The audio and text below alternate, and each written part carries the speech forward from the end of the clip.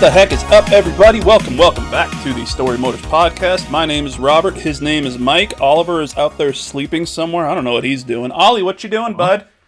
Drugs. He's doing drugs. Mikey, how you doing? I'm doing good. I'm concerned about your dog. What kind of drugs is he doing? You know, just some basic downers, uppers, all of them at the same time. So, just kind of evening out. You know, so it's kind of good. That didn't do bad to anybody in history. Nah. Whatsoever. It's fine. It's fine. Whatever. Yeah, so he's fine. Don't even worry about him. How are you though, man? That's what I'm worried about. I'm doing all right. I'm my legs are dead. I went to the gym and got on an elliptical machine for the first time in a decade and change, and never again. Now, for those who don't know what an elliptical machine is that the one that looks like the ellipses? Exactly, yes. Okay. No, it's the thing with the handles, and you put your feet on there, and you don't actually, like, run or anything, but you gotta, like, pump your legs, and it sucks. Yeah, the bike. And, Yeah, not the bike, but, something else. Yeah. I just realized that we are... I mean, hey, look at that. We gave away what the ad is, or what the thing today is, because it's in the name, and I pulled up the wrong screen. Well, you know what? God damn it. Not a big deal. Whatever, Who cares? We'll switch over here. That's fine. Yeah. Get to it. It's fine. Fine. It's Game Awards, and this is a new laptop that I'm recording on, so I'm still getting everything dialed in. He's learning. So your legs are dying because of the ellipses. So since you can't walk, what are you playing? We're not streaming Armored Core 6, that's for sure. Got through the new game plus. So, tried to, things are in motion, but, whatever. We've got, Cyberpunk 2077 filling the hole that, Fallout London refused to load for, so, I told you that I would fucking help with that, and you refused. Yes, because I am not going to accept any help. And so here I am, just pivoting to an entirely different game that also has its issues. Case in point, last time a car just kind of got stuck in an intersection, honking its horn, for no reason. No reason whatsoever. I mean, you were in the middle of the fucking street, so that was a goddamn reason. Okay. I was on the sidewalk. Well, I don't know. I wasn't there. Wait, was it at my house? No. No, okay. No, this was... Yeah, after I spent 5 minutes trying to walk out of a bar and waiting for the world to load, I just kind of said, you know what? Let's go to a different brand of broken. Fair enough. And Fair enough. Yep. So we're going to be doing Cyberpunk 2077 now? Was that Mondays or Thursdays? Maybe Mondays. Maybe dropping down to one day. So, okay. That's fine. Gotta get that work-life balance going, seeing as how my drive home tonight was damn near 2 hours. It's fucking ridiculous. You know how long my drive home tonight was? How long? It's nothing, because I work from home today. I'm gonna beat you with my shoes next time I see you. That's fair. I deserve that. Yes, you do. You also deserve all the love I can possibly give you, buddy. How you doing? I am doing much better than I was the last week. Good. Yep. Not going to get into it, but I am doing much better. I finally finished Metaphor. Finished it, and I'm real depressed about that. I'm in now I'm in a gaming depression, as opposed to just a general depression, which is a bit more manageable. So I jumped back into Starfield. I'm going to wrap up that DLC, and now I can really start Dragon Age: The Veilguard in earnest. So nice. Excited for that. I made my character yesterday, and then I made the Inquisitor. And I think I basically just got through, literally the very beginning of the game, and now I'm in the Veil, which is... Okay. Fucking 5 minutes into the game. So... Nice. Spoilers, I guess. Yeah, spoilers for 5 minutes into this brand new game. Yeah. I honestly forgot. I made a human from the... Was it the Shadow Dragons? Was the group that I was in? Oh, I was going to say Human Fighter Champion. The most basic bitch D&D loadout. He's a fighter. Yeah. I didn't want to do a mage, and I didn't want to do a rogue. I get it. So, yeah. I get it. I get it. Yeah. I honestly, I spent almost 2 hours in the character creation because I initially started making an elf, and then I got 45 minutes in, and I was like, nah.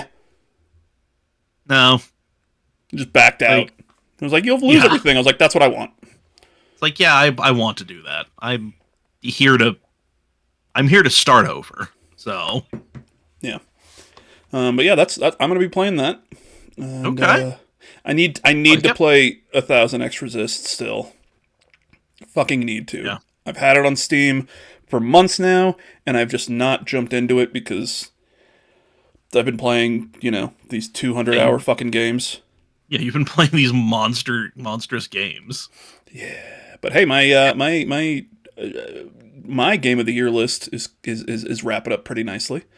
So, well, very nice. I'm announcing this right now on the podcast. We will be doing our personal top 10 of the year, but not everything had to have come out this year. Nope. So stuff we played this year. Just the top 10 games that we played this year. We have played. Yeah. That's, number one, tradition unlike any other. Hotel Mario.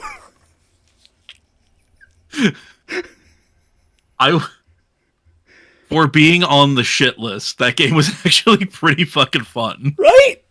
Yeah. I can put that shit on mobile. I'll play that shit all day. For real. Like, load me up, man. Load me up, daddy. But, seriously. But, yeah, no, so that top 10's coming, Yep. With, that'll be in January, because there's stuff coming out throughout December. And doing like a game of the year thing before the end of the year is kind of fucking tacky. So, Mike, what's our topic today? Our topic is the Game Awards. No news, because we have not stayed up on the news. I mean, Sony's trying to buy From Software's parent company. Yeah, which on the From Software side of things would be like, that sucks, unless they're just like, all the FromSoft shit is still going to go multi-platform. Cool. I've heard the biggest thing that a lot of people are upset about is the fact that the parent company also owns a lot of like anime property. Yeah, and it would just be more of Sony kind of Sony more owning of a monopoly. Yeah. Yeah, Sony owning even more fucking media, which is not great. Yeah. Not great. So and I have to stress that the rumor is Sony buying the parent company. It's not PlayStation Studios buying it. It's not PlayStation Studios buying it from. It's Sony. It is, yeah. Yeah. Sony, the fucking conglomerate Sony. Yeah. Not that it makes it better, but it's. I think it is a bit different than the Xbox is buying Activision. Yeah, that's fucking A, totally different. Yeah, like obviously still a huge fucking thing, but it's yeah. Yeah. We'll see what happens with it, if anything. Maybe it just fucking dies down and nothing happens. But apparently it's much harder to acquire Japanese companies than it is American companies, so... Yeah, it turns out there's a few more hoops to jump through over there. Yeah. So... Who'd have thought? Yeah, I think, honestly, the only news that I can really remember is that and the Game of the Year nominees for the Keighleys, so... Yes, I vaguely remember them. I mean, you sent me... You put everything in a list, you sent it my way... I saw the Game of the Year nominees, just everybody was throwing that shit out there. I'm like, okay. Yeah. Like what other games are being nominated for things? What are the other... I would just see somebody on Blue Sky, since I've abandoned Twitter in its entirety. Yeah, just being like, well, hey, this should totally be nominated for whatever. And I'm like, okay, what did get nominated for that? Like, please tell me these things. Honestly, like the thing that, and we'll get to Game of the Year. Like we'll go through these from the bottom of this dock up. Not necessarily. It doesn't mean that these things are less important than Game of the Year, but I mean, I don't give a shit about Content Creator of the Year. I don't know any of these fucking people. All right. Yeah, I don't know I don't know the esports teams, athletes, content creators, none of that shit. Yeah, so that's on a separate page on this doc that we're just going to skip over. Yep. Oh, excuse me. So, should I skip over to the, should I pull this over on the screen? Might as well. It's a Google Doc. It's not a fancy Google Doc looking thingy here. We're not fancy people here. You know this. You know what I could do? While you're doing that, I want to say I have a rough cut of the Malort and Spicy Wing video done. So nice. Gonna go ahead and look at work on that a little bit more. Add some transitions and such. But 20 some odd minutes worth of footage because it turns out it's kind of hard to film when you can no longer feel anything. Yeah, and when you're drunk. Yeah, that too. Yeah. That makes it difficult. Yeah. So that's coming. I'm going to be getting together and making the wheel for the raffles, and who knows? Might do that on Monday on the stream, live on the stream. So could be fun. Mm-hmm. So just knock all that shit out. I made the text blue to make it more fun and festive. Oh, look at you! Yeah, you tricky son of a bitch. Yeah. So most anticipated game: Death Stranding 2, Ghost of Yotai, Grand Theft Auto 6, which maybe you can look it up for me. Was that on the most anticipated game thing from last year too? I think it's been on there since Grand Theft Auto 5 came out. Yeah. No, Grand Theft Auto 5 is older than the Game Awards. Grand Theft Auto 5 predates. Yeah. So many things. It was around when the Spike Video Game Awards were there, but these ones. Ooh. Yeah. Ooh, baby. Yeah. Metroid Prime 4 and Monster Hunter Wilds. Cool. Yeah. Best adaptation, you can kind of tell that they had to be like, what the fuck came out? Because you've got Arcane. Yep. People loved. Fallout, which Yep. people loved. Mm-hmm. And then the Knuckles TV show. Which didn't watch because it canceled by Paramount Plus. Fair. And then Like a Dragon Yakuza, the Amazon live action show that got kind of middling reviews. Yeah, that's one I have not gotten around to yet. And then the Tomb Raider Legend of Lara Croft, it's an anime on Netflix that's supposedly really good. Okay. Interesting. Yeah, I mean, out of all these, I've watched fucking Fallout. Yeah, same here. That's all I've watched. I mean, I'll check out Like a Dragon, but yeah, same. Yeah. Best multiplayer: Black Ops 6, Helldivers 2, Super Mario Party Jamboree, Tekken 8, Warhammer 40K. So, yes, my friend Brandon is gonna love that one. Hell yeah, he is. Sports/racing game. This one was kind of weird. This is where I'm a little confused. Where are they losing you? Yeah.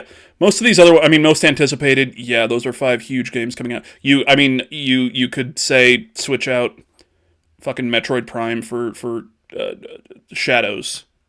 Like something for Assassin's Creed Shadows, because that actually has a date. Yeah. Whereas, like, 6, Yotai doesn't have a date. Metroid Prime 4 doesn't have a date. No, these are things that are, like, they're on the horizon. They're coming. They're 2025, but, yeah. But, sports racing game, F1 24. Mm-hmm. EA Sports FC 25. Okay. NBA 2K 25, Top Spin 2K 25, and then WWE 2K 24. Where's college football? Yeah, that fucking monster game that had just a bunch of dusty old dudes coming out of retirement. Yeah. That thing that fucking took over. Like, I get it's there's a worldwide voting pool to get the nominees, but which I mean, explains why Top Spin is fucking in there, but come on. Yeah, just college football not being on this is just weird to me. Just simply insane. With all the fucking hype, and it came out, and yeah, some of the reviews weren't that great because it's still fairly bare bones. But it's the return of a classic, and people that wanted it and loved it. Mm-hmm. Yeah, You know? and it's Yeah. I mean, it's the first the EA college football game, and God, since like 2013 or 2014 or something. Since fucking Grand Theft Auto 5. Came out the same day as Grand Theft Auto 5, the first time.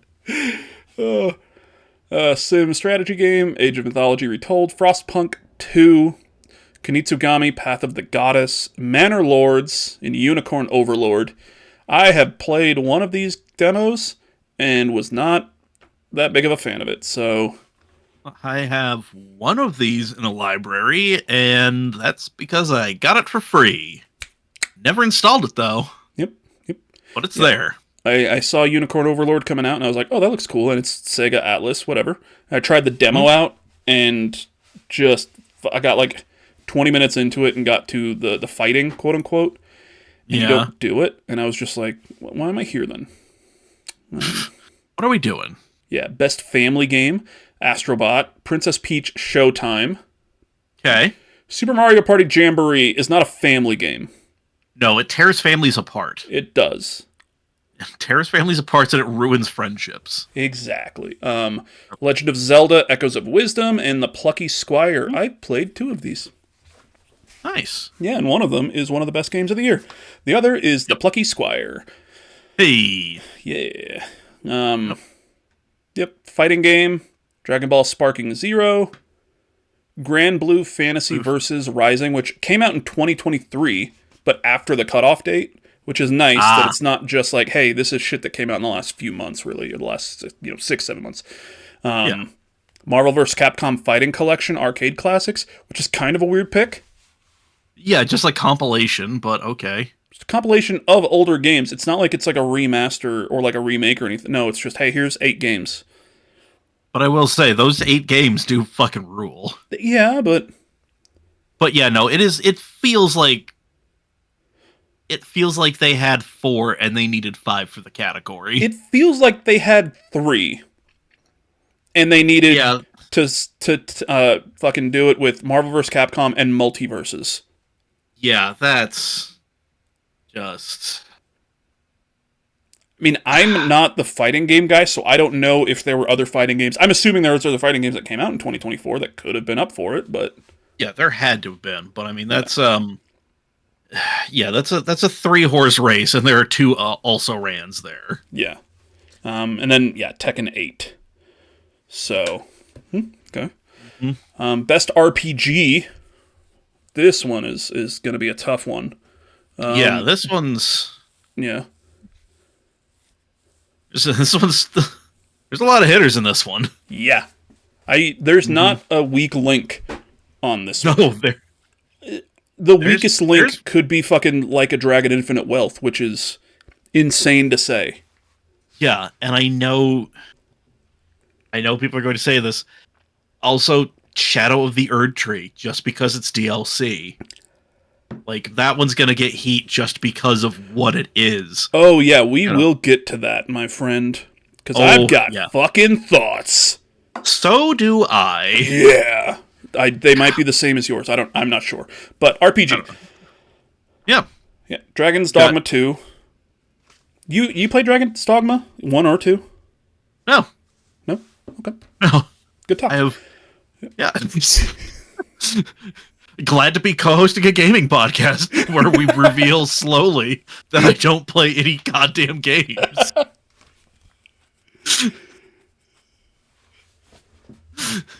Why am I here? To look pretty. Whatever. Elden Ring, Shadow of the Erd Tree, the DLC. Final Fantasy VII Rebirth, which, if it's a fucking Square Enix RPG, it's going to be nominated. Like a Dragon Infinite Wealth.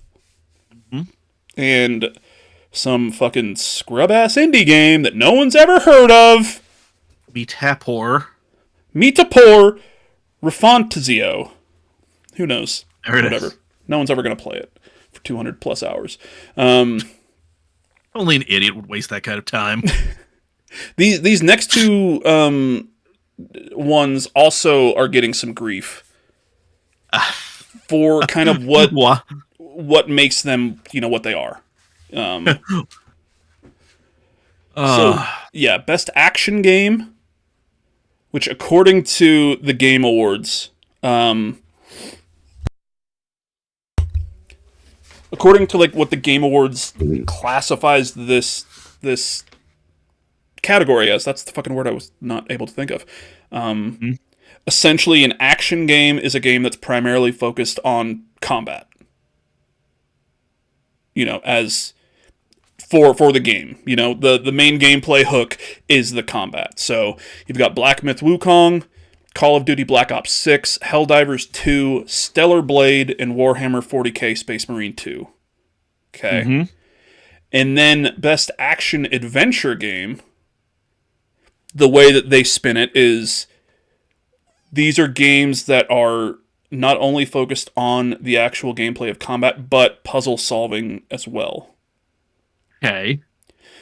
So you've got Astrobot, Prince of Persia: The Lost Crown, which there is a demo of, and it got incredible reviews. It's a platformer, a side-scrolling platformer. Yeah. I was terrible at it. Silent Hill 2 Remake, Star Wars Outlaws, and Legend of Zelda: Echoes of Wisdom. So there's like talk of people that are almost like kind of confused as to why something is why is Silent Hill 2 an action adventure game? Because there's not much action in it. It's a lot of Yeah.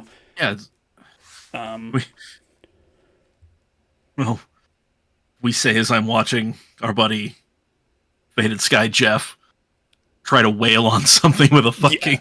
I'm not saying there's with nails in it. Yeah, but it's like, would there be a different term that you would use for a game like an action adventure? It's got combat, it's got puzzle solving, it's.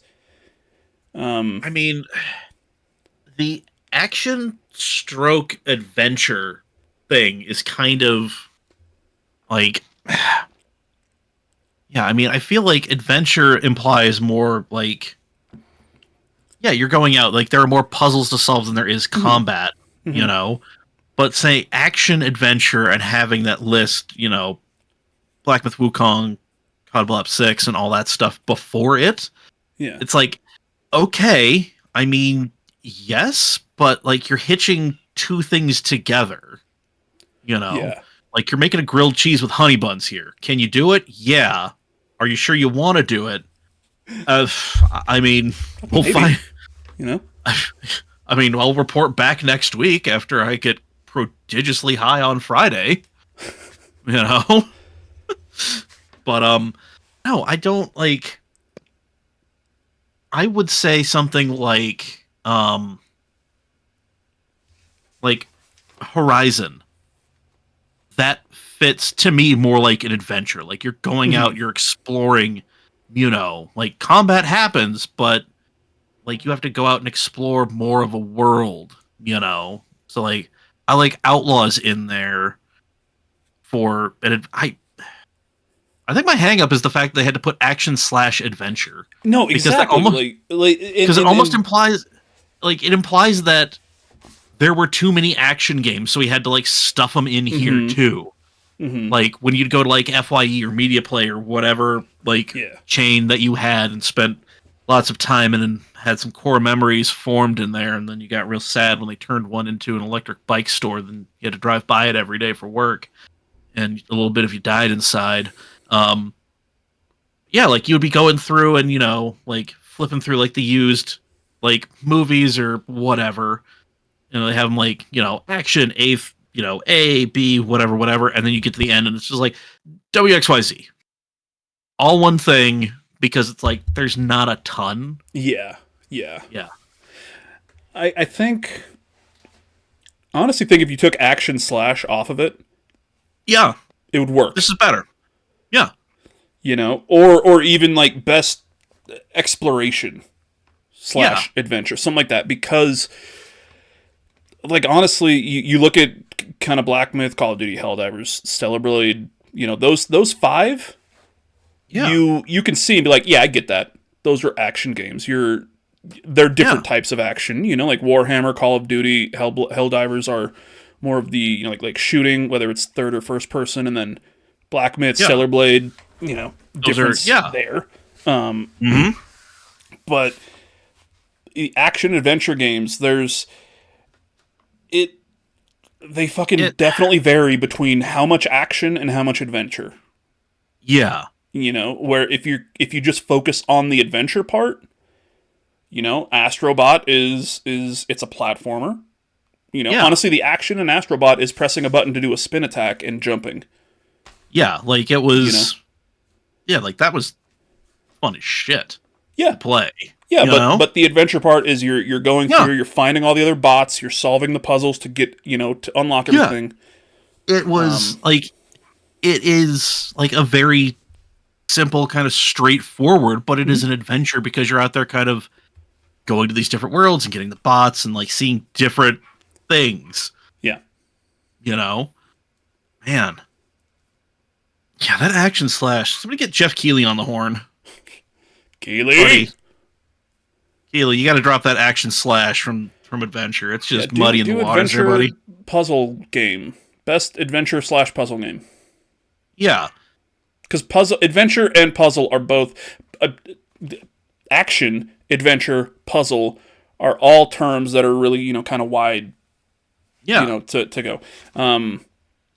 So you could do, you know, best action, which we're focusing on the action. We're focusing on that, you know, along with the story. And then you've got best adventure / puzzle game, where you're focused on the story, but then it's got to have action because fucking every game has action. Yeah. You know? Fucking best RPG, Final Fantasy VII Rebirth. That has action. Why is that not an action game? F124 has action. Yeah. You know? It's like... Super Mario Party Jamboree has action. Yeah, both on and off screen. Exactly. You know, when you go fight your brother. So like that I think the kind of hang up that some people had is is action / adventure. Yeah. Like, because what the fuck does that really mean? Yeah, like you might as well just call it fiction. Like, if you ever walk into a bookstore and it's just like, fiction. There's a lot of things that fall under goddamn fiction, you know? So, yeah, man, that's frustrating. That's how I would describe that. Yeah. Once, at the end of the day, though, the Game Awards are silly. Everything is video games. Everything's silly and cool, so who gives a fuck? Yeah. Best VR AR game. Some people are gonna be giving a lot of a fuck. Some people who have no skin in the game are gonna be giving way too much of a fuck. Yeah. And whoo boy, I just want to say, so I kind of like made a joke on one of Megaran's posts on Blue Sky, and I got this response of just like, you know, he posted something that's CM Punk, like some CM Punk quote that he just made recently. Yeah. Talking about he wasted a lot of good fights on like nobody. Yeah. And I'm just like, totally normal responses incoming. And somebody responded like, nah, we're not going to have that over here because this is Blue Sky and we can just like hide them and delete them. And I'm like, my man, you're kind of proving my point. Yeah.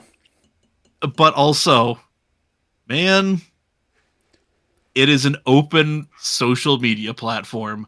I cannot wait for you to get heated about something dumb like this. Yeah. And so, anyway, yeah, best VR AR. I mean, fuck. I don't know. Sure.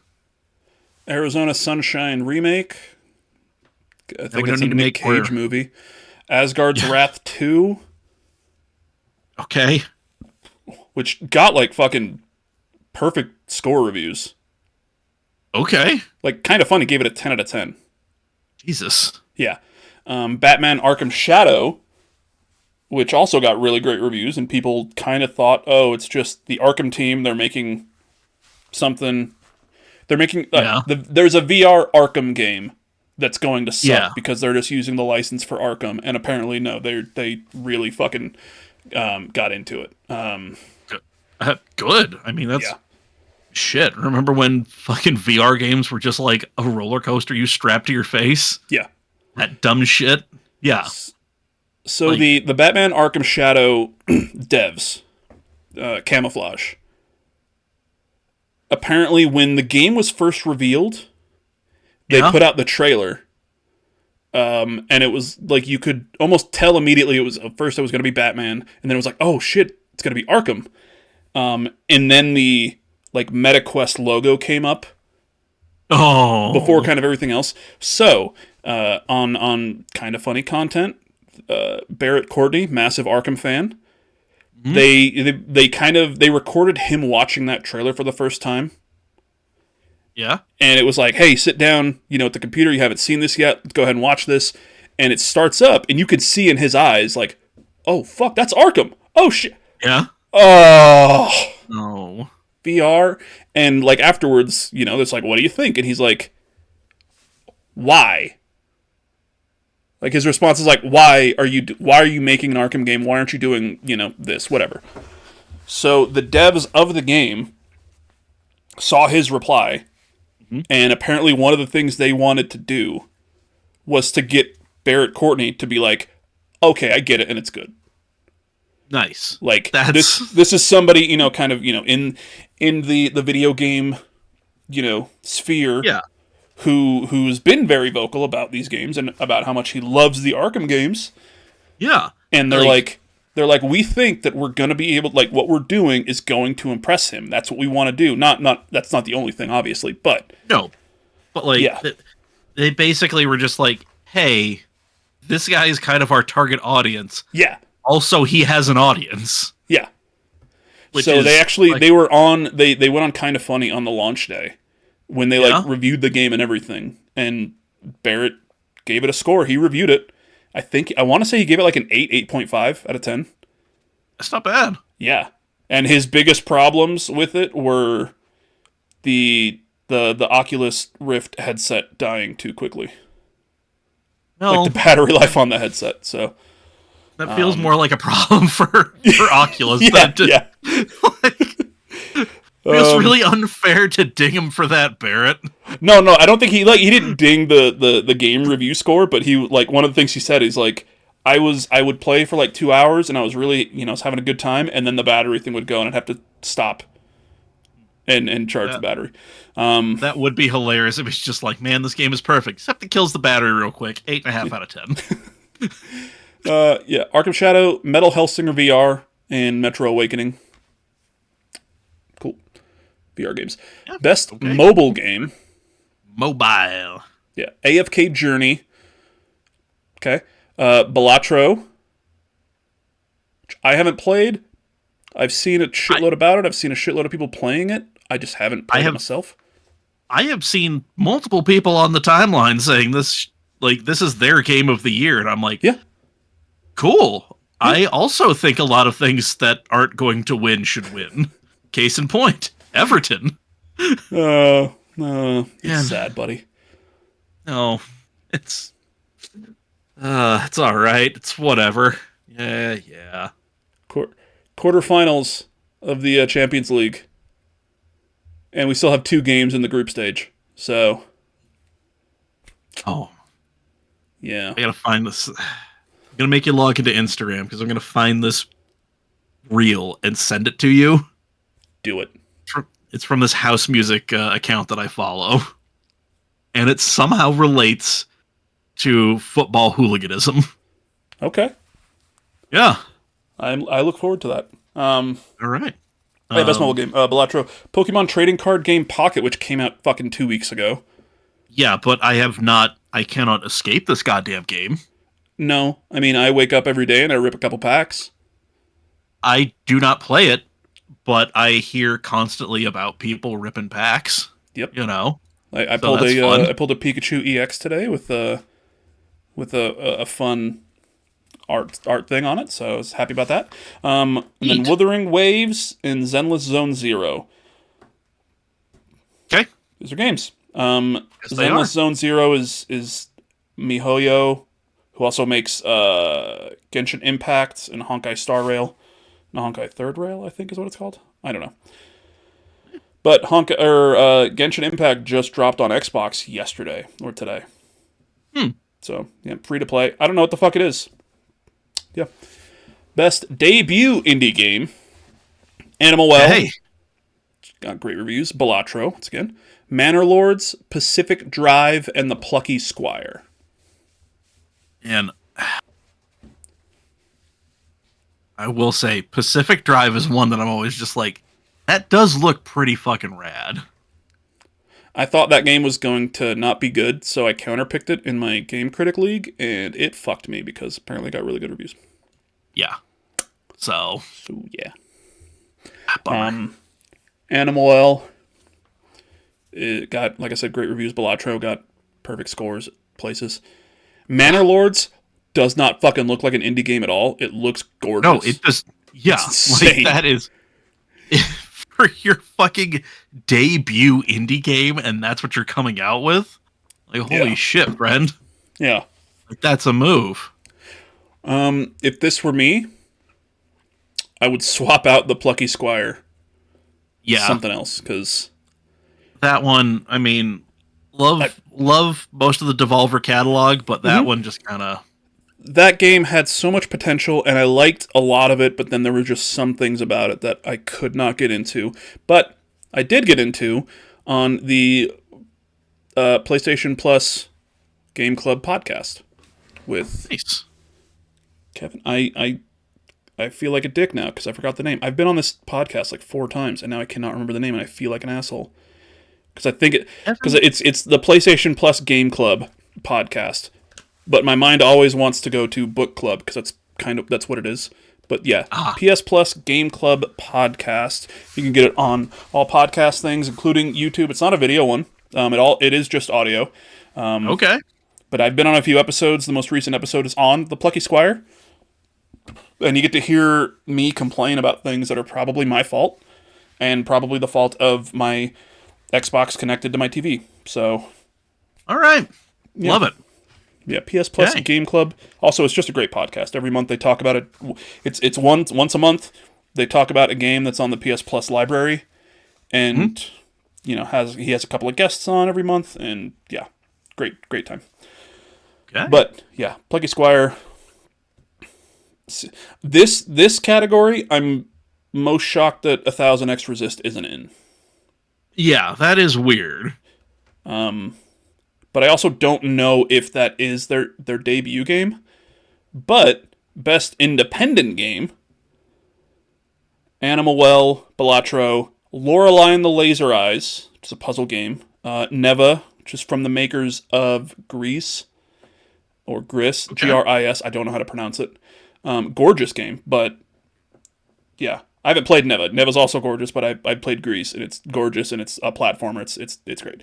UFO 50, which is like a party game, I want to say. I could be wrong there. It's like 50 different...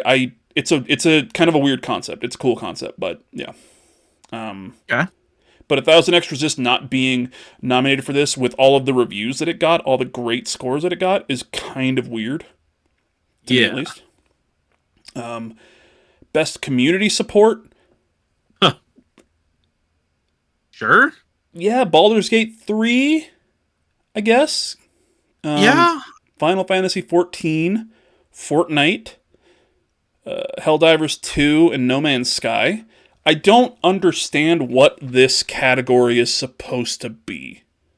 Yeah, like, I don't, like, best games that keep getting, like, useful, like games where they listen to their community for the update, like, I don't... So, there's that, but there's also best ongoing game.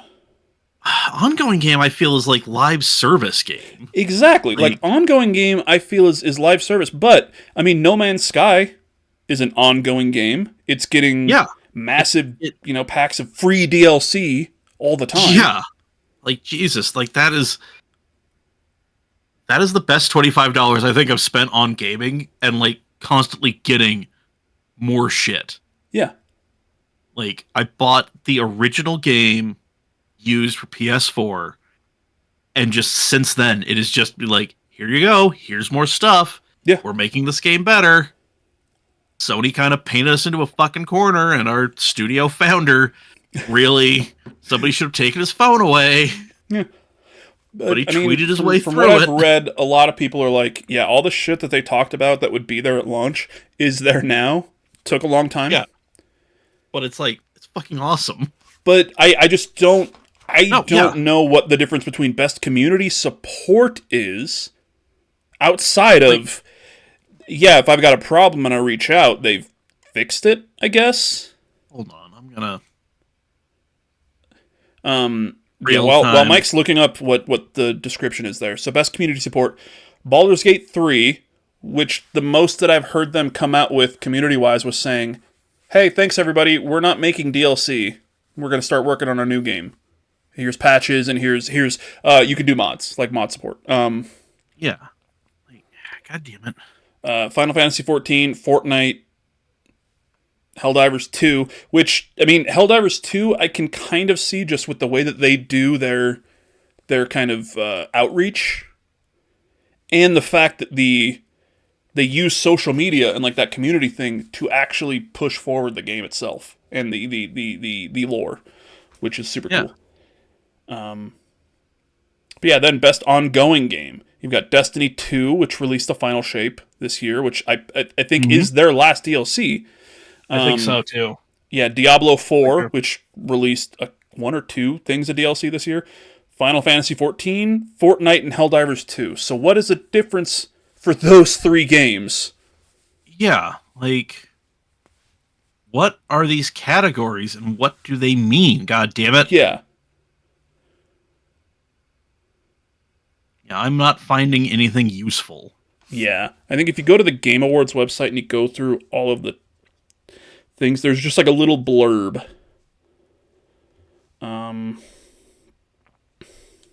Yeah. Also, for those who do want to vote on the Game Awards, voting is open now, so you can go to the website and put in your votes. There is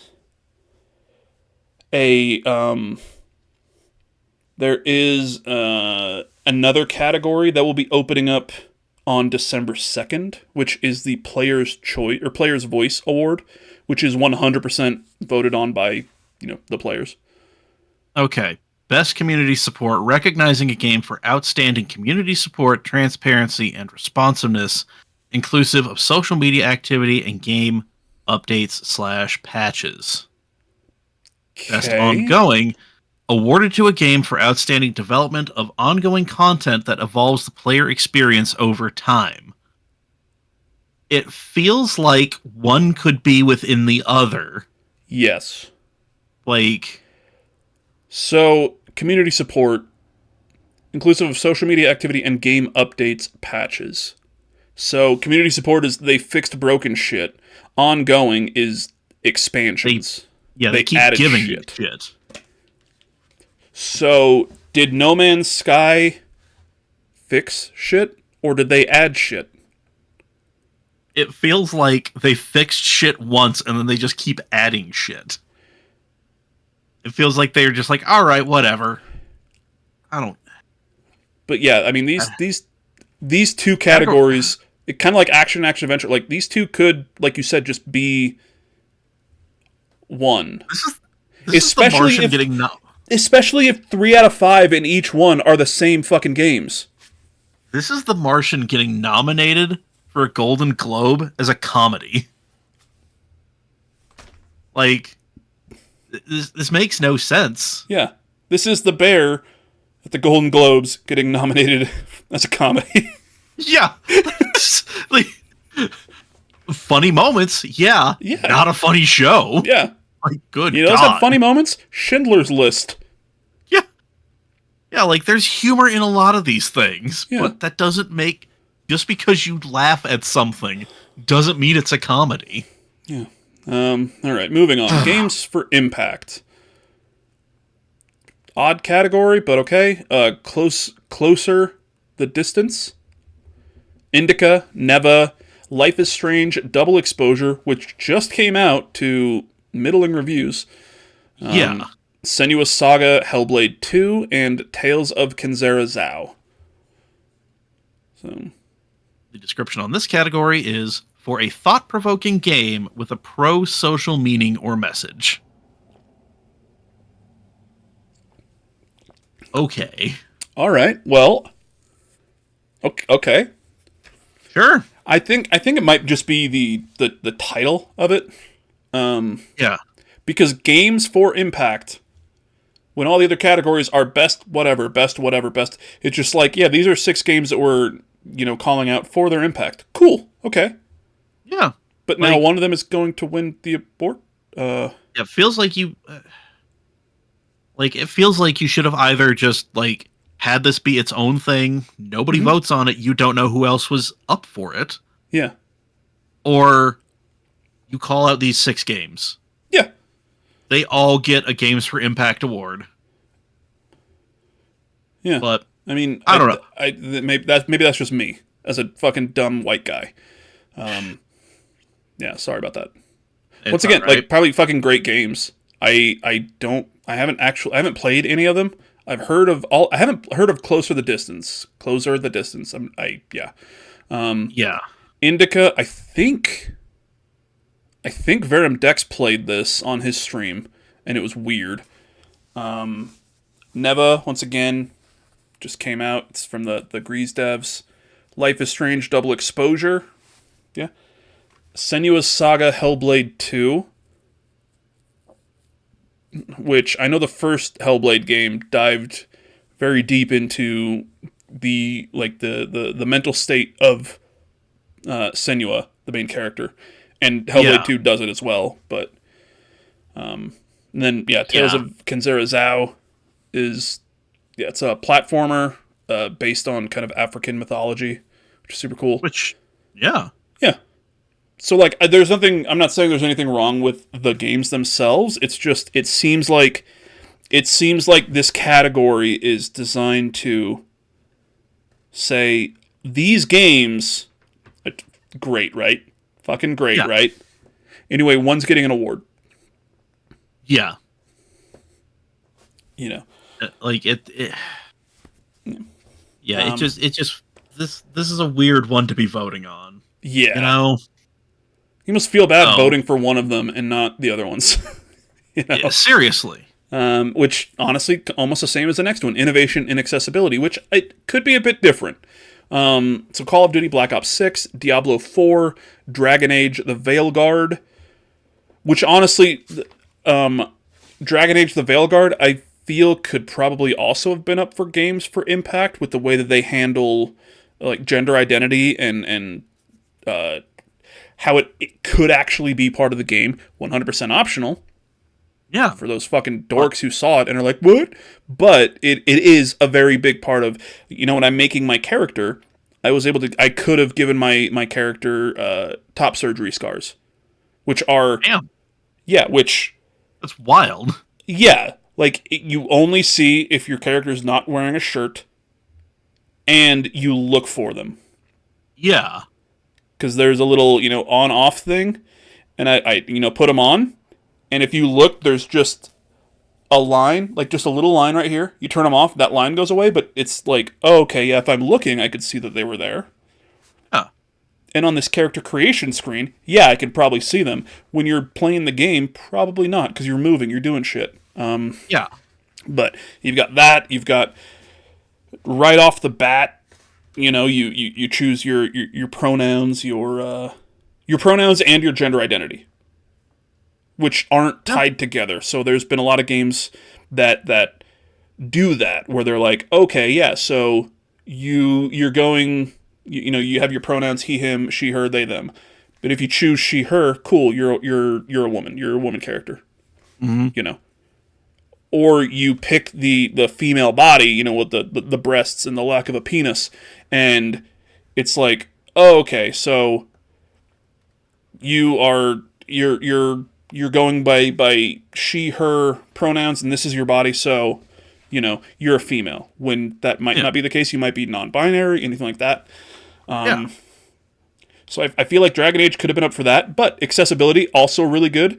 One of the things that Veilguard does that I don't know about these other 4, because I haven't played them, but I've played Veilguard enough, is when you load up the game, the first thing you do is set accessibility settings. It's good. Which is your subtitles, the size of the text, stuff like that, kind of basic things, color blindness, anything like that. That is the first thing that you do when you boot up Dragon Age the Veilguard. And then, even after that, there are even more settings that you can go in and change. But, yeah. Nice. Innovation and accessibility. Yeah, Dragon Age Veilguard, Prince of Persia, The Lost Crown, and Star Wars Outlaws. Once again, I don't know about you, I can't really speak to the accessibility in any of the other games. No, yeah. I mean, I've got Black Ops 6 installed. Mm-hmm. I've got Diablo 4 installed, but I just have Yeah. never fired any of them up. Yeah. And the description for this category, I'm just going to start reading off the description for the categories now. You read it, I'm just going to grab my other beer. Yeah. It is recognizing software and or hardware that is pushing the medium forward by adding features, technology, and content to help games be played and enjoyed by an even wider audience. So that and stroke or hardware thing, like, I know you have to, like, on the, the developer side, like, you have to work integrations into, there it is. Love it. It's a cool shirt. Yeah, I know you have to, like, work in integrations for, like, because I know both Sony and Microsoft have, like, special accessibility controllers for, so you have to work that in because it's a little different. So, but it's weird that that is kind of in there, like, that leaves open. It's just like, so you could just have, like, a piece of hardware nominated in the Game Awards, not a game. Honestly, like, that's cool. I wouldn't mind. That'd be cool as shit. Yeah. But this also feels like another category where it's just like, man, like, point out what they're doing. Mm-hmm. Don't make me pick one. Yeah, the hardware line on that is a bit weird. I'll agree with that. But the actual accessibility, trying to help make the game that's easier huge. for some people to play, which easier for people to play isn't necessarily just it's put not it on that story mode difficulty. Mm-hmm. Yeah, there are ways that you can make the game more accessible for a wider audience of people, not just lowering the difficulty, No, because there are plenty of people who are just like, I want to go get my shit rocked in Elden Ring. Mm-hmm. Don't make this... Yeah. Accessibility does not equal difficulty setting. Yeah. Like, that's... again... Yeah, innovation, accessibility, let's see. Next up is a category that pissed me the fuck off, let me tell you that goddamn much. Okay. Best performance. Mm-hmm. Brianna White, Final Fantasy VII Rebirth. I believe she was Aerith. Hannah Tell, Life is Strange Double Exposure, played Max. Humberly Gonzalez, in Star Wars Outlaws, played the main character, whose name I do not know. Luke Roberts in Silent Hill 2, who I believe played the main character, whose name I don't know. I wanted to call him Luke, but I don't think that's the character's name, because I think that's just a person's name. Maybe Justin? Who knows? I don't. Todd? Is it Todd? I don't know. And then Melina Jurgens, Senua Saga 2 Hellblade, or Senua Saga Hellblade 2, plays, main character Senua.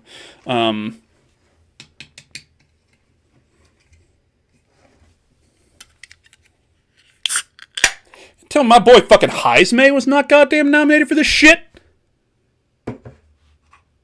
Heismay the goddamn Ujief? Huh? Lost his son? Damn. Nobody for Metaphor? Really? Really? Shame. You sickened me, Keighley. You fucking sickened me. Keighley, we got a lot of beefs with you, so if you'd like to come on an episode so we can hash these things out. Jeff, I'll be at the Game Awards on December 12th. And if I run into you, I will shake your hand and thank you for a good time. Yeah. That's a promise. Yeah. Yeah, best performance. Moving on. This one's like this is a category that's always going to be really divisive, I think, when games are getting more and more technically impressive, and motion capture is becoming more and more of a thing, and it's becoming more and more of actually just these characters are being acted out and not just the voice booth, which obviously also takes a lot of talent. You need that, but yeah, like Melina Juergens for Senua, how they did her thing, which she's got the motion capture, she's got the thing on her face. She's acting. She is Senua. It's not just recording the voice. It is like her face. It is everything, which I'm assuming is probably the same for all of these performances. But the more technically advanced video games become, I think this category is going to have to expand at some point. It's gotta. I'm not necessarily saying like kind of on gender lines, but maybe like a main character, and then like best lead, best supporting, like you're going to get. Like it's going to end up like the Oscars, best lead, best supporting, whatever. So, which is not a bad thing. No. And if you can, eventually, if you can call out more, voice actors and performers, fuck yeah. Yeah. So no, I think that's good, and I also could also expand and add one more nominee to the category. So not just add. So you have best lead, best lead performance, best supporting performance, and then instead of 5, you can have 6. Yeah. That way it's another. I believe the only ones that have 6 are Games for Impact and Game of the Year. Which once again makes Games for Impact even more of an outlier. Which is weird. Like, why? Whatever. Like, and once again, I want it to be crystal clear. I think I speak for Mike and I when we're saying, oh no, there's no reason to call out the get Games for Impact category. No, there fucking 100% is. Every goddamn year, there are tons of games that come out that have great messages, great social messages, and that are doing great things. Yeah, like, but to say that one game did it better. Yeah. Like, had a greater impact than these others. Yeah. My beef is the whole, here are 6, this one clearly did it better, though. Whereas, with some of these other things, different sports leagues have their, not MVP, but, Person of the Year. I know in the NFL is the Walter Payton Man of the Year award. Yeah. And that's for not necessarily the best running back or the best player. It is the person who made the biggest impact on their community. And you don't know who else was up for that award. You just know the winner. Yeah. Yeah. And that really, it feels like you either need to give everybody an award in that category, or you don't make it a category for voting. You just tell us who won. Yeah. You just do it behind closed doors. Even I could say innovation and accessibility is one that could be more subjective than Games for Impact, because I know that we almost kind of lumped those two together. But innovation and accessibility, there is kind of a metric that you could put to each different game to be like, oh, this one did this, and then this one did this and this. Yeah. So you can see kind of maybe this did more. Games for Impact. All the games had a great, an incredible social message. Yeah. Easy to say, but it could maybe kind of come across a bit odd if, okay, well, the social message that Game A was talking about is this. The social message that Game B was talking about is this.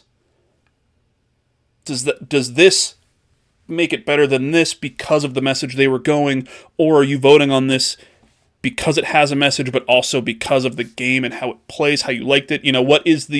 What am I voting for in a Games for Impact?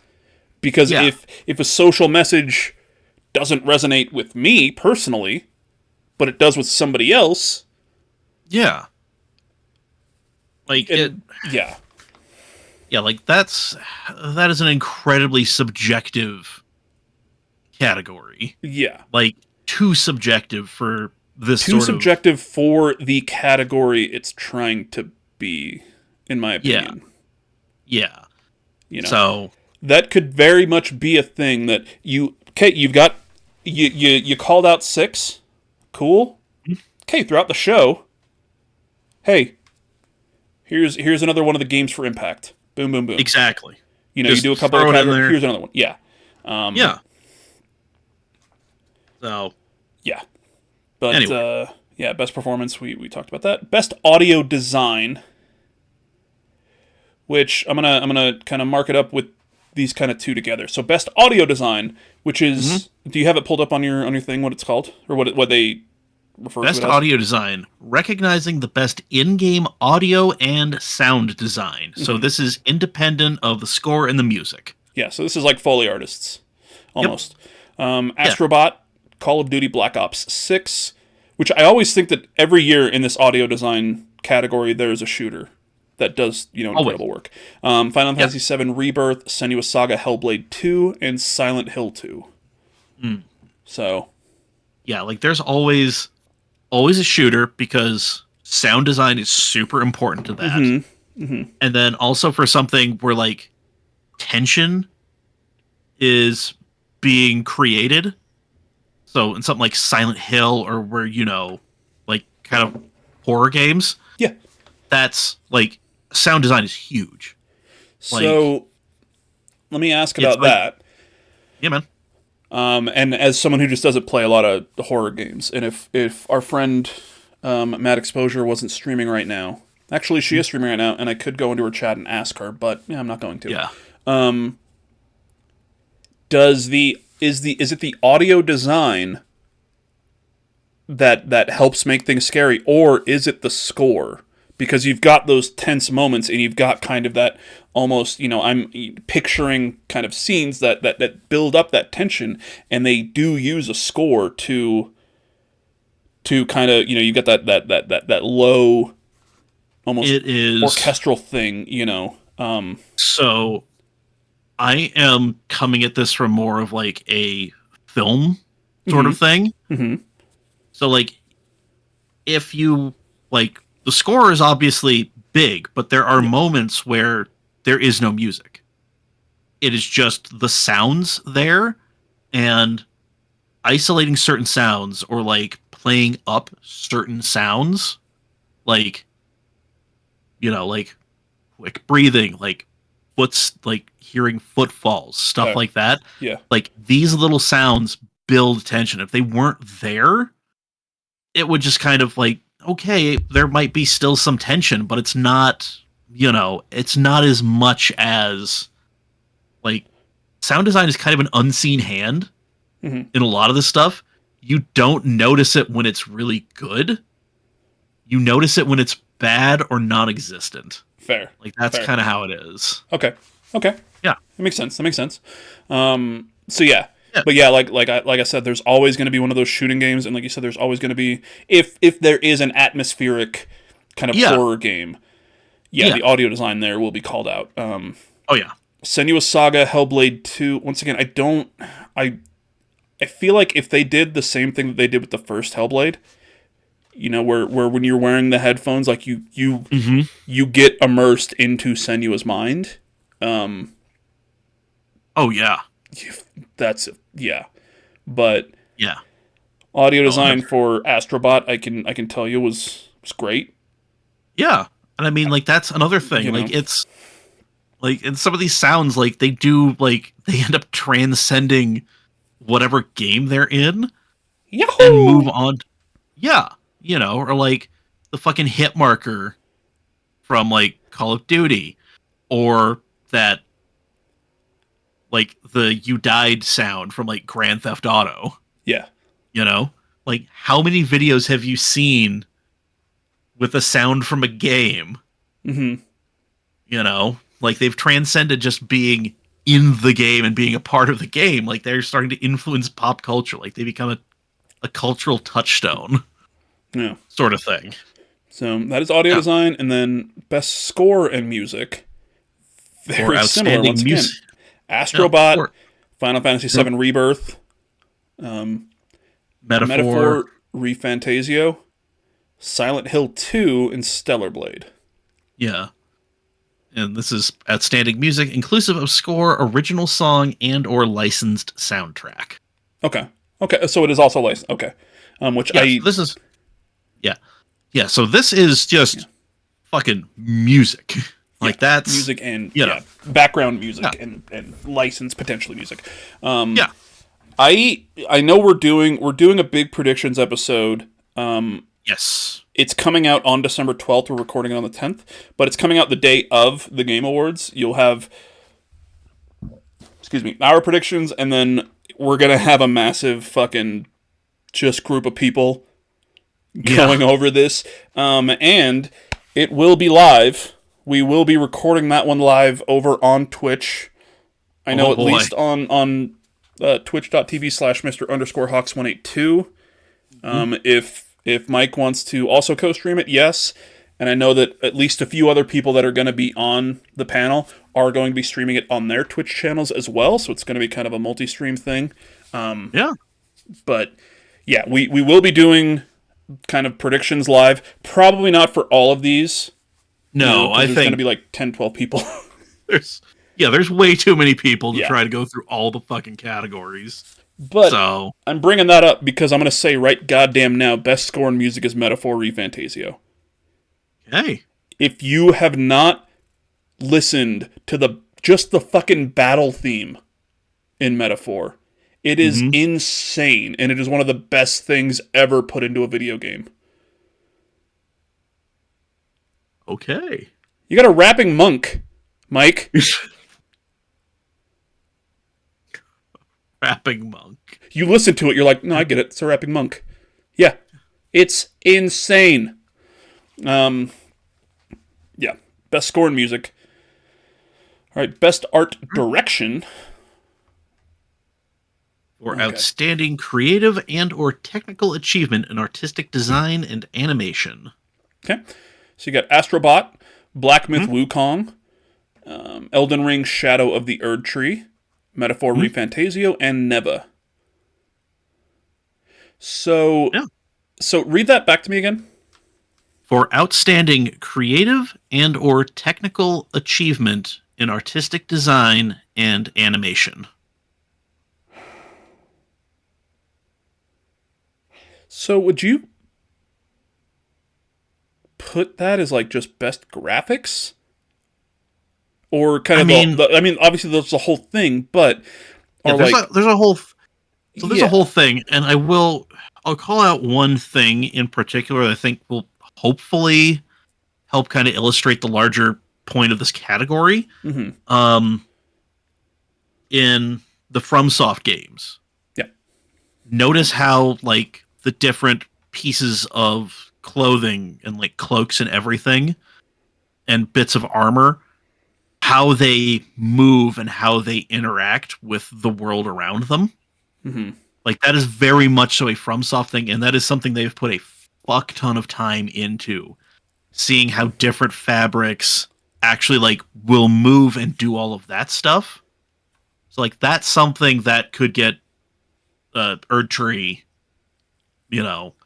a thing here, just because of how much time and effort FromSoft puts into making that stuff, making the cloth bits actually look a certain way and behave a certain way.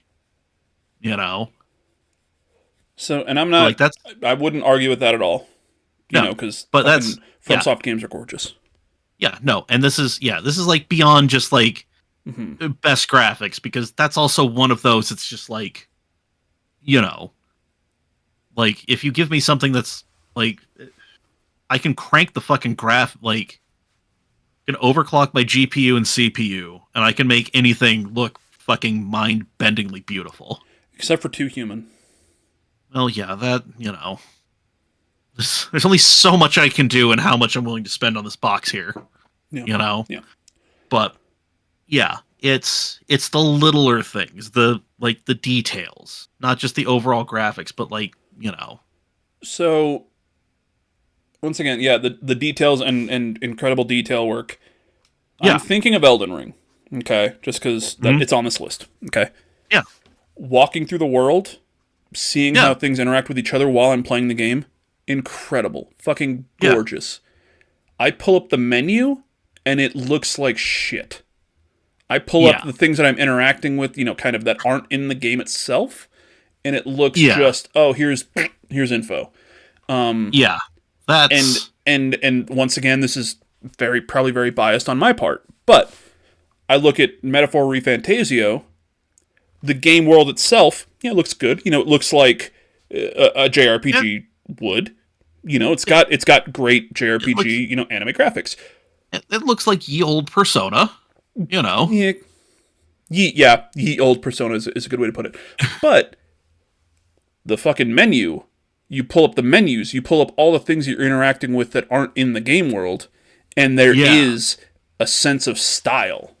Whether it's too much for some people, because some people have said, Metaphor kind of cranks it up a little bit too much in my taste, but I pull up the fucking... I press start, and the menu with like the main character's kind of head coming in, and it's like paint swatches and stuff just everywhere, and all of the different options are like a different font, which sounds awful, but it fucking works. And there's just like there's color, there's vibrancy, there's everything. Yeah.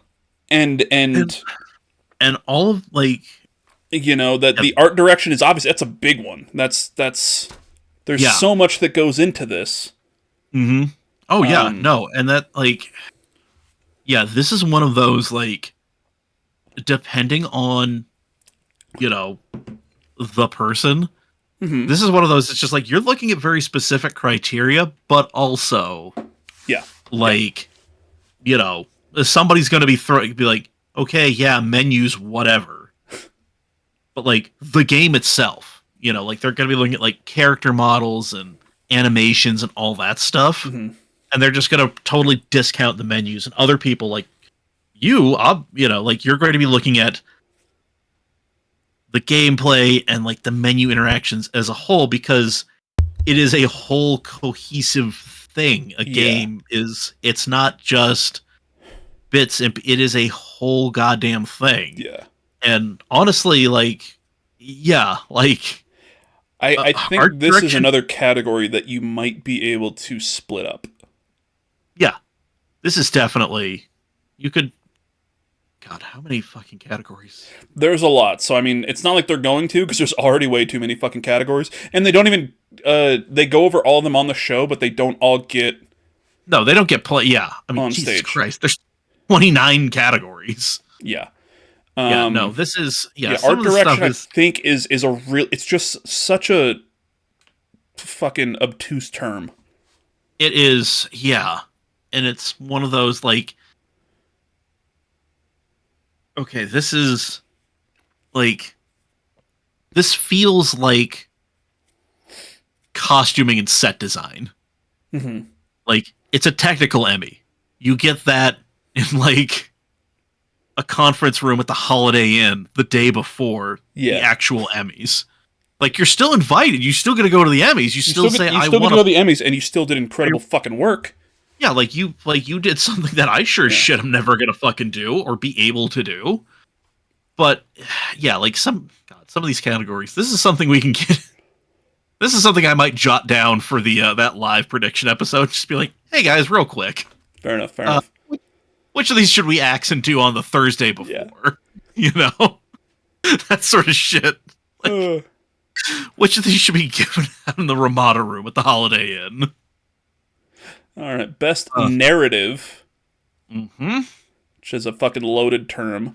Final Fantasy VII Rebirth, Like a Dragon, Infinite Wealth, Metaphor ReFantazio. I did not misspell that.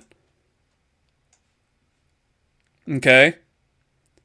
I think if you go to the Game Awards, unless they fixed it, if you go to the Game Awards website right now and you go to Best Narrative, it says Metaphor ReFantazio.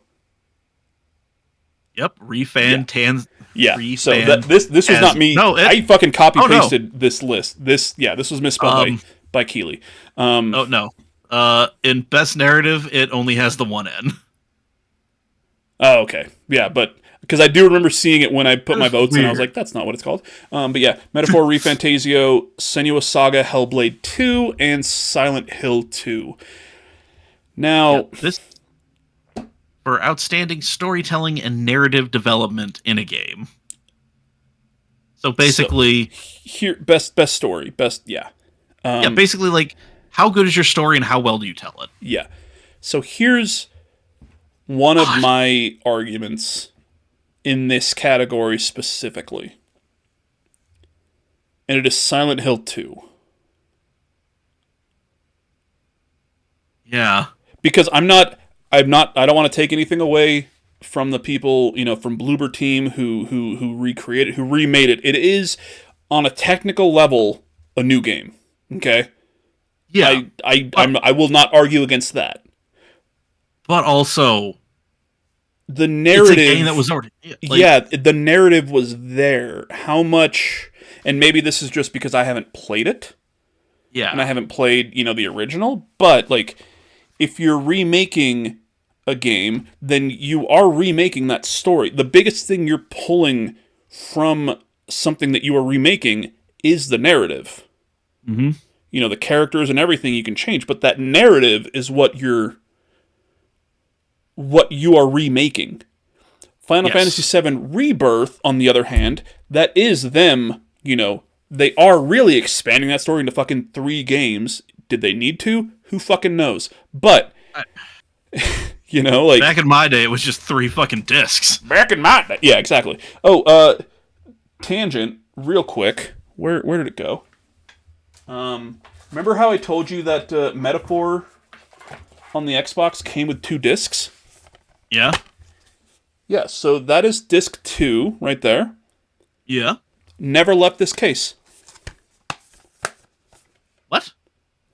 So apparently, the way that I guess Atlas, or maybe even just like Japan, does their games like this is that disc 2 is only used if I didn't like have the internet to be able to download almost the rest of the game on day 1. So having the 2 discs, you have the whole game without having to download like the day 1 patch that has all this other shit. You know what I mean? Yeah. It doesn't have the fixes, but like it is a complete ready to go game. Exactly. Yeah, offline.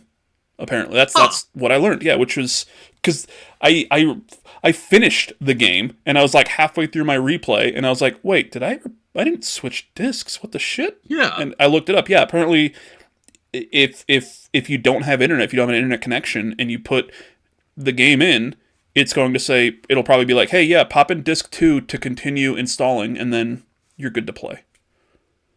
So, yeah. Sorry, that...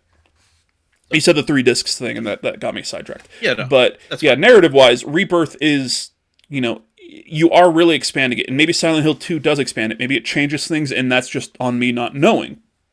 Yeah. But the overall narrative of Silent Hill 2, it was written 25 years ago. Yeah, it's already there. So, I mean,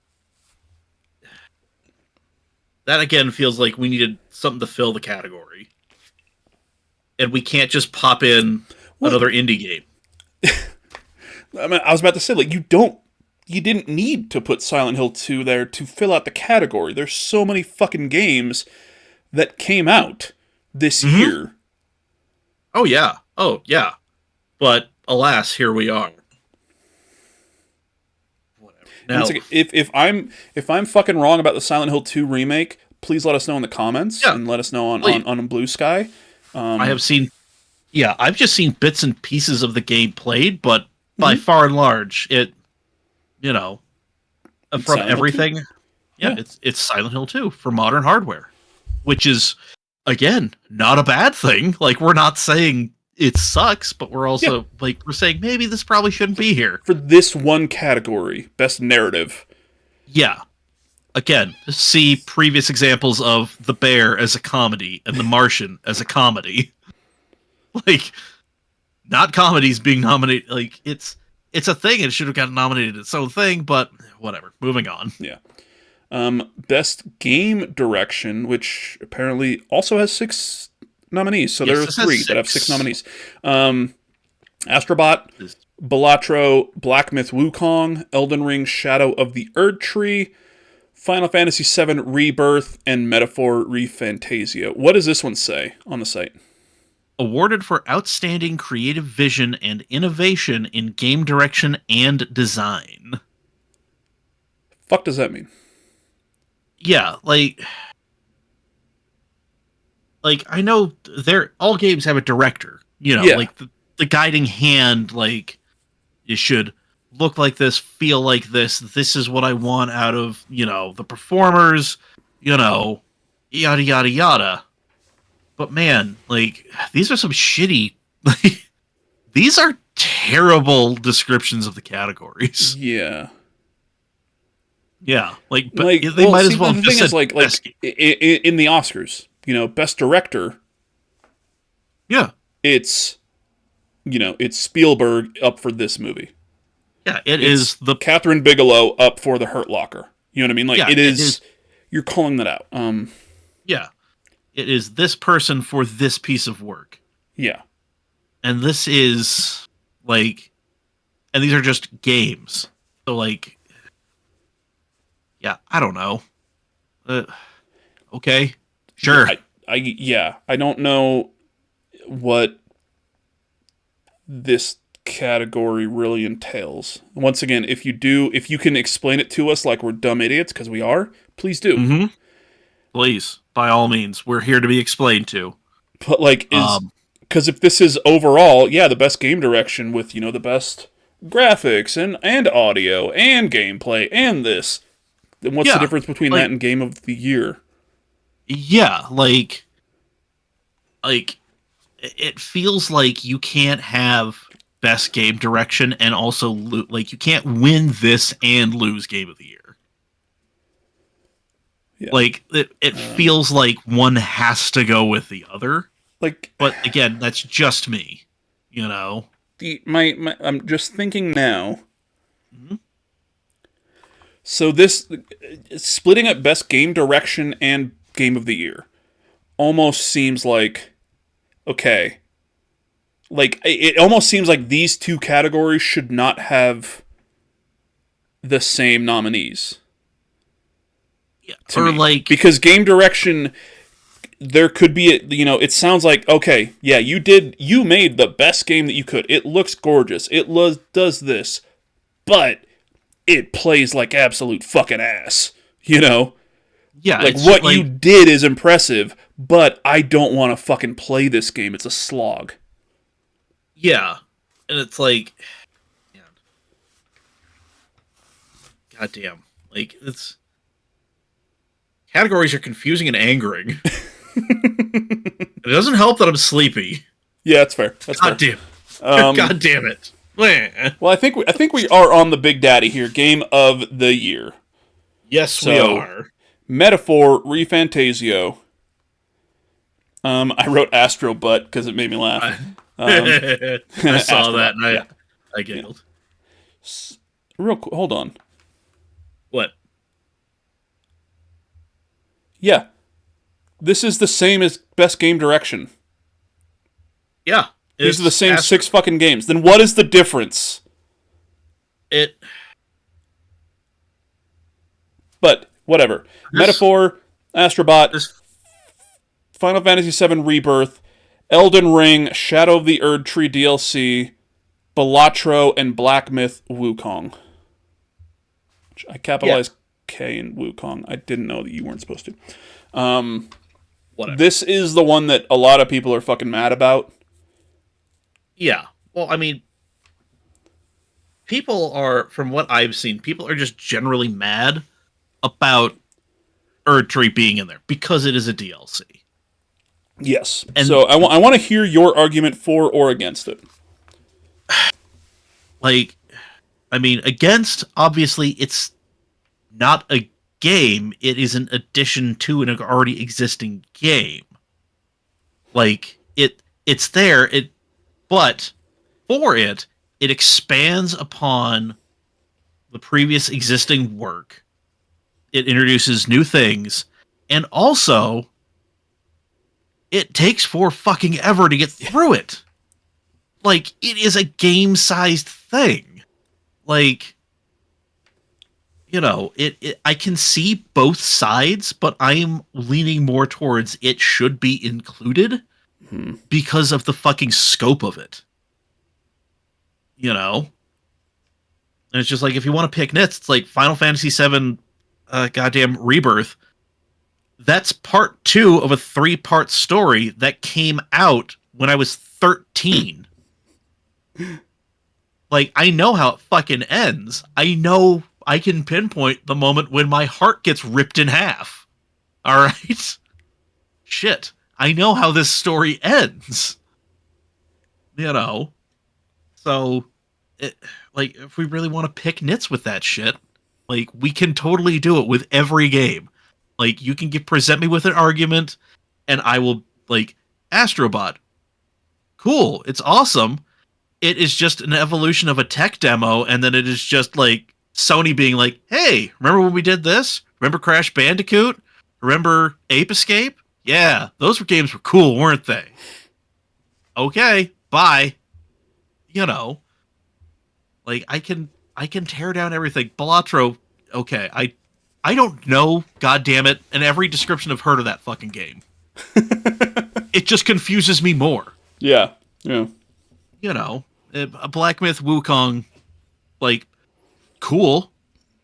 A mainland Chinese studio made their Souls-like, and it's not terrible. And it's actually very good. But if it were made by, you know, over here, would it be getting the same platitudes?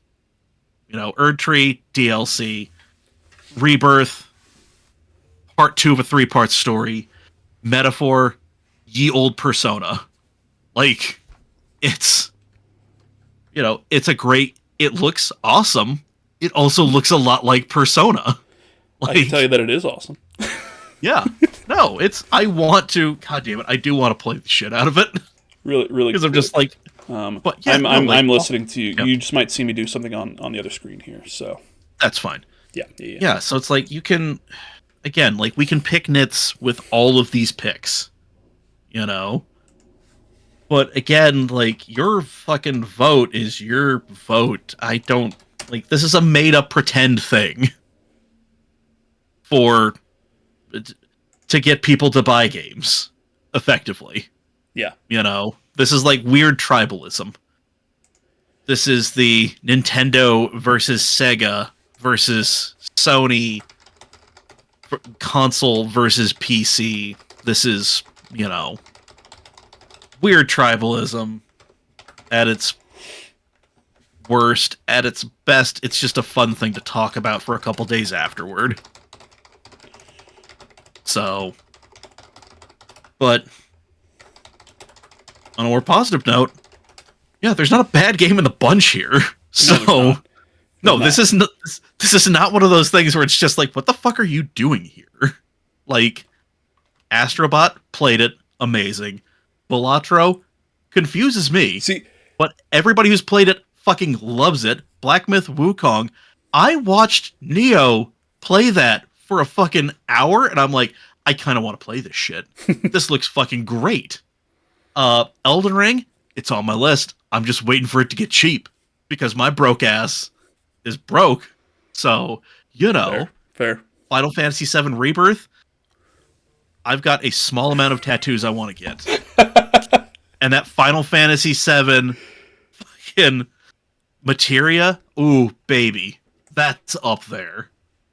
And then, yeah, Metaphor, a classic JRPG turn-based combat. Fucking hook it to my veins, baby. Yeah. This is what I live for. So, we have been joined. Yeah. What the shit? I went into Mad Exposure's chat to be like, hey, Dex, do you want to come in here? Because the reason is Dex... and it's gonna look weird on the bottom. I'm sorry, but Dex is very much against Shadow of the Erd Tree being up for Game of the Year. Yeah. No, his is one of the arguments I saw on Blue Sky, and I'm like, Yeah. I get it. Yeah. Hi, that's me. Yeah. That is you. The voice inside of our heads. It's the only one that I want, you know? Aww. I mean, those dulcet tones are pretty... Oh, God damn it, I just broke this thing. Fuck. Oh. I'll whisper you guys to sleep anytime you want. So thank Dex, you. you haven't heard us because we're recording right now. I think myself and Mike are both on the Shadow of the Erd Tree should be eligible for Game of the Year train. Uh-huh. And I want to hear from somebody who's not on that train as to the reasons that you think, the reasons that you believe shouldn't be up. We need a dissenting voice here. Exactly. Yeah. Okay. And then we're gonna yell at you. So. Oh, okay. And then we're gonna kick you out and then make fun of you. Damn. Oh, damn. Yeah. Just kidding. We love you. Like, for me, where I come from, like, I don't think either side is wrong necessarily, even though I feel one way. No. In Tell any me way, that like, I'm I feel wrong, like- and then we'll fight. Oh, we're gonna fight. Okay. Man, you're gonna love listening to this episode. Especially the part immediately preceding this. Oh my god, it's so funny. I guess for me, is where I come from, is that I think Shadow of the Erd Tree has every right to be recognized, but like its base game before it, it was given the opportunity to be considered for Game of the Year, because that was its debut year. And in this year, we had releases that had their debut release. And so my thought process is that while it is new content for the game, yes, it's new, it's still content for a 2-year-old game that can't exist outside of that game. And so to me, it feels like it kind of takes away from the games who are releasing newly this year, and kind of feels as though they're not given the same opportunity that its base game was given, to be recognized for their achievement, for what they did this specific year. And so I just think having like a DLC category or something like that, even if for Final Fantasy VII, like if we wanted to make a remake category or something like that, like I'm all for games getting their flowers and things like that. I just think in terms of Game of the Year, I think it should be to say which new debut release is actually going to be Game of the Year, not content of the year, I guess you would say. Mm-hmm.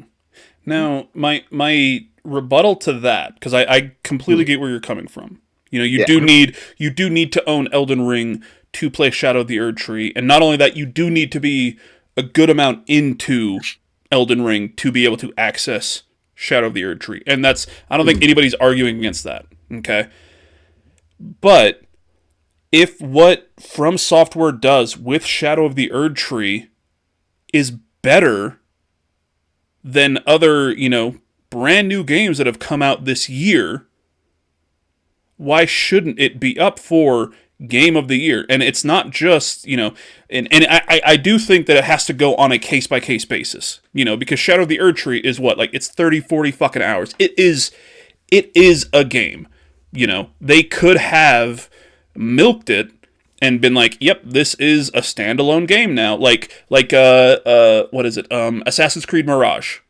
That was supposed to be DLC for Valhalla, and they made it bigger, and they're like, we're just going to put this out as a full quote-unquote game, and then it feels like, oh, there's stuff missing here because it was just a DLC,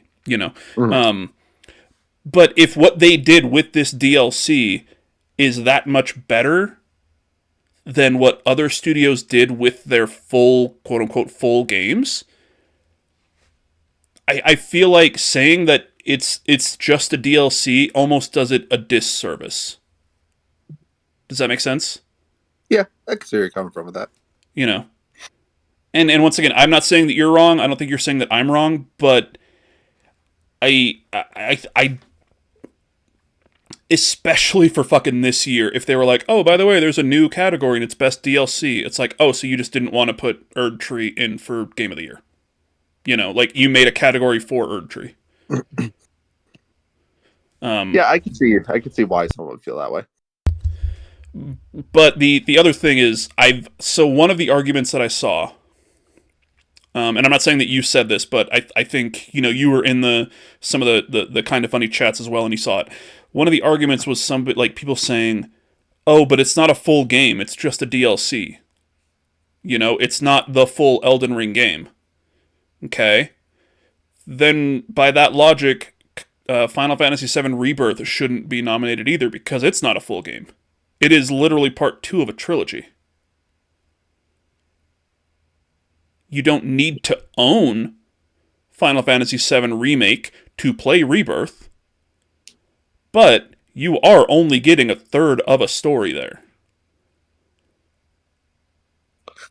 I guess for me, like, then that comes down to our sequels. Even at that point, would you consider sequels up for Game of the Year? Because it's not the full story; it's part of the story. Mm-hmm. And I think that starts muddying the waters a lot, because if a game continues to add content, let's say, how much content needs to be added for it to be considered for Game of the Year?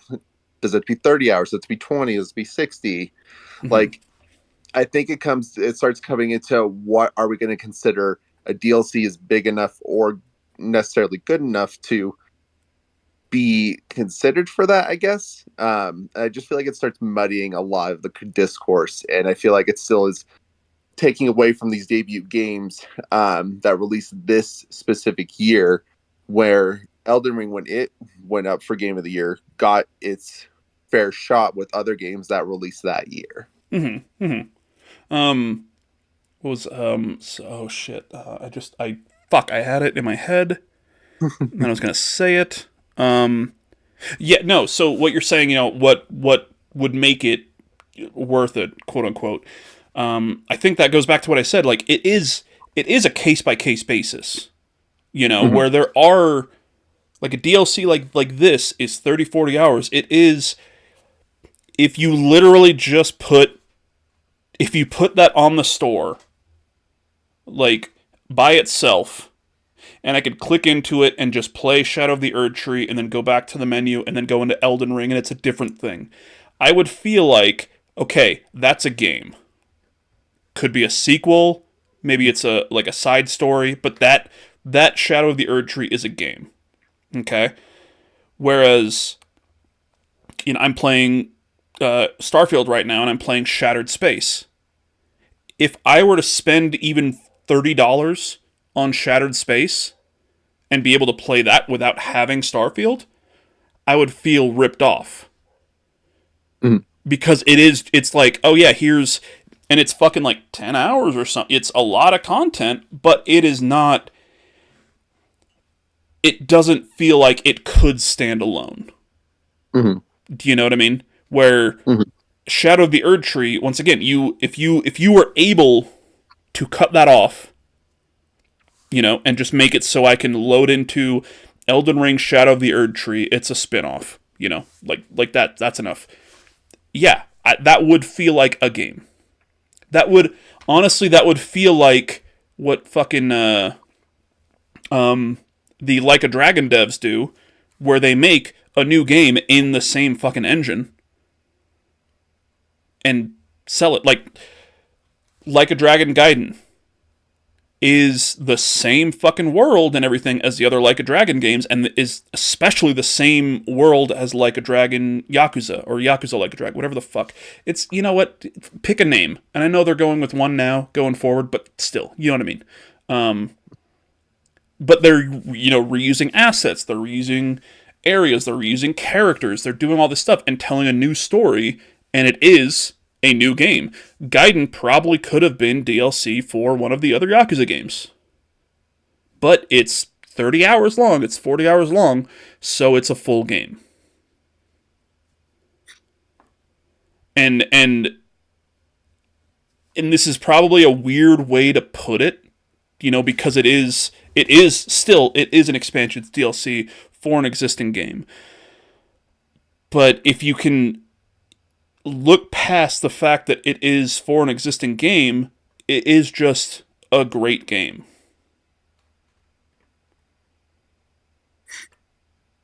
You know what I mean? Yeah.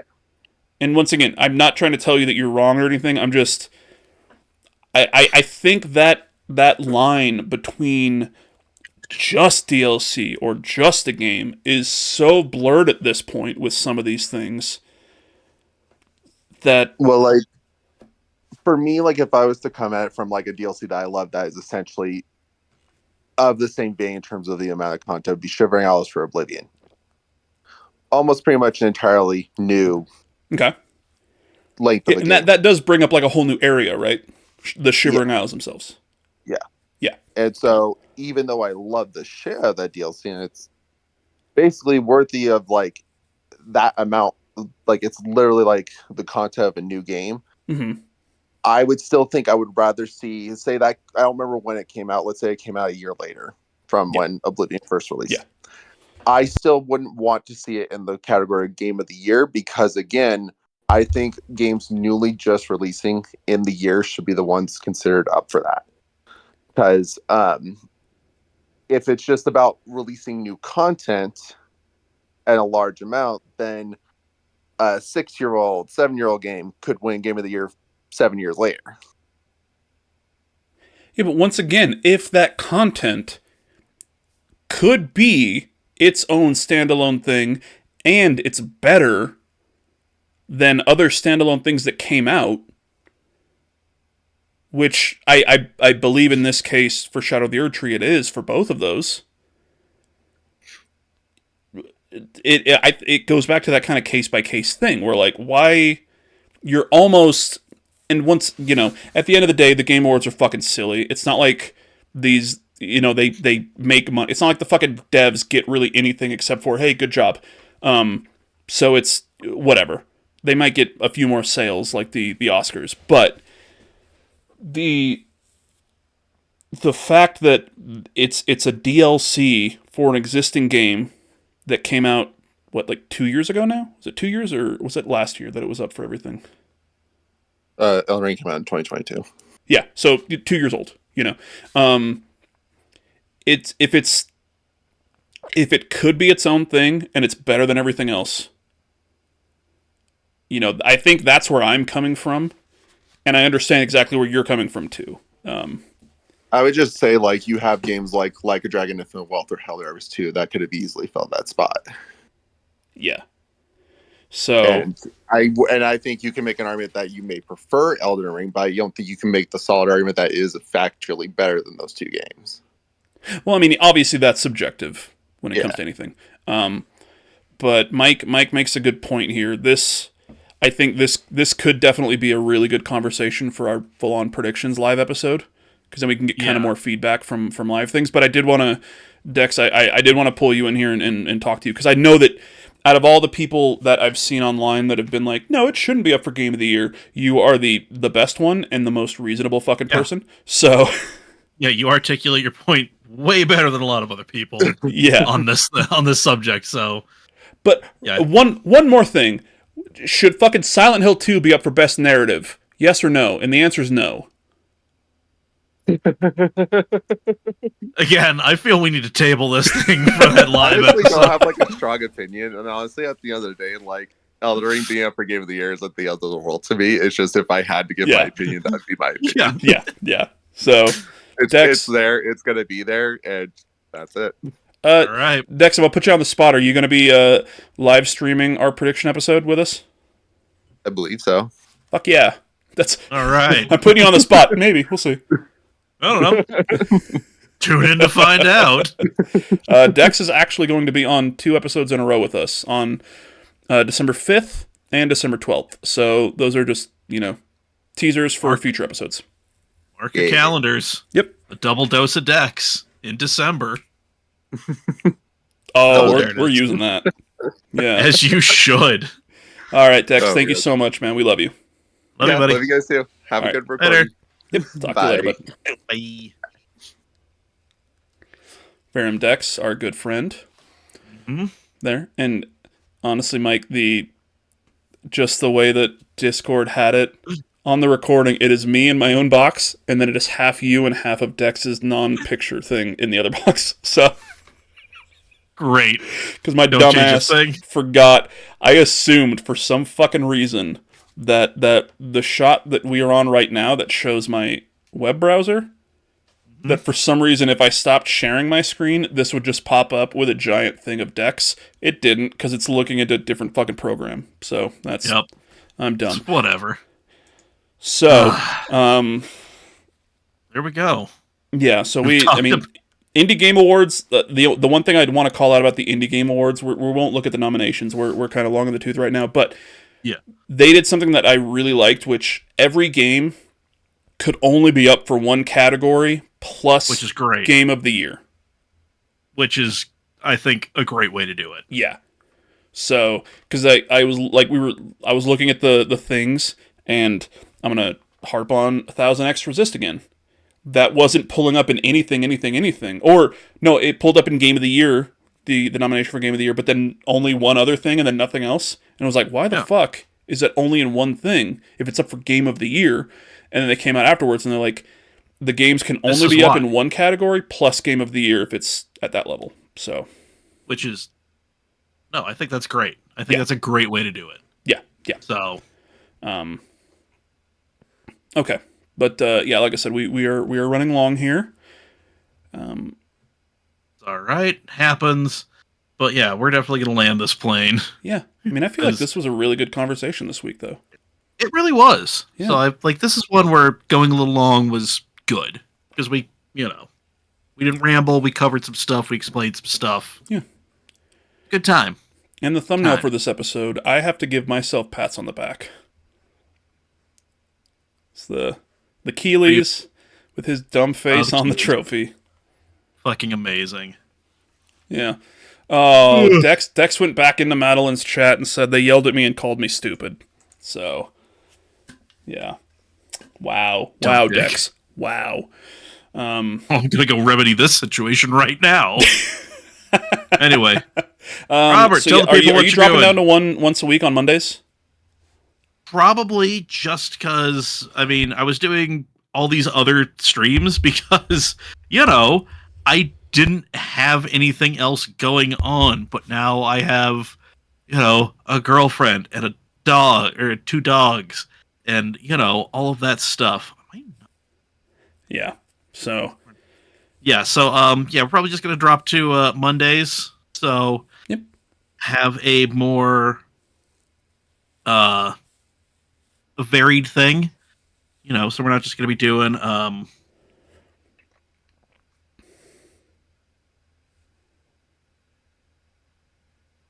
so it's going to be a thing. We might call it family home evening, I don't know, we'll figure it out. Yep. Yeah, I think I'm going to really try to make Thursday my streaming night. Like the night I like it. Yeah, the day that the podcast drops, and then that night I'm going to go on and stream something. I think I'm going to try to commit to that probably in the new year. Let's be honest. I got shit going on. But yeah. Twitch.tv/nerding for beginners for Mike. Twitch.tv/Mr_Hawks for myself. Dex, you dumb dick. I have Madeline stream up on my big TV here, and I just saw it. I've got it on my phone, and I can't hear a goddamn thing. Nope. Yeah. But next week, because we can actually tease next week's episode, and we do want feedback from anybody and everybody out there.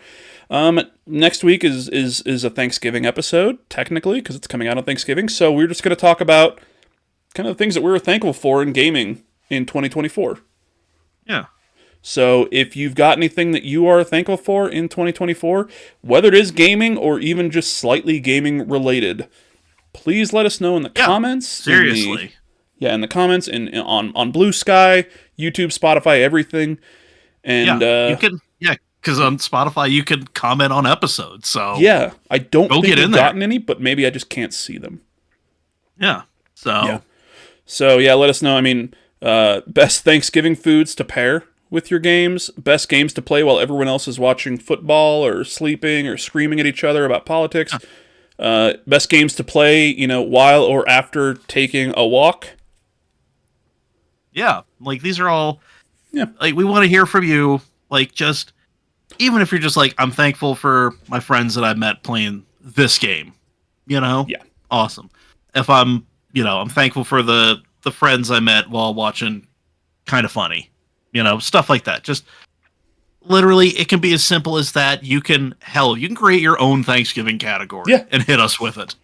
So, and then real quick before we go, because we did have a couple of these. Oh, from when we said we were going to be talking about the nominees this episode, I asked people for their games. We only got a couple, but I wanted to read them out. Cozy Bear, our friend Cozy Bear.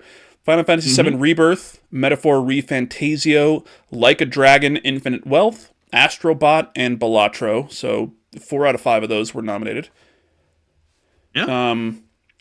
And then from our good friend Dex, Final Fantasy VII Rebirth, Metaphor ReFantasio, Like a Dragon, Infinite Wealth, Dragon Age: The Veilguard, and Silent Hill 2. So those were what they wanted or thought would be up for it. Nice. I like it. Yeah. Mike, unfortunately, we are not going to have our mics live during the outro when it goes to the other screens, so they're not going to be able to hear us talking about that. That's fine.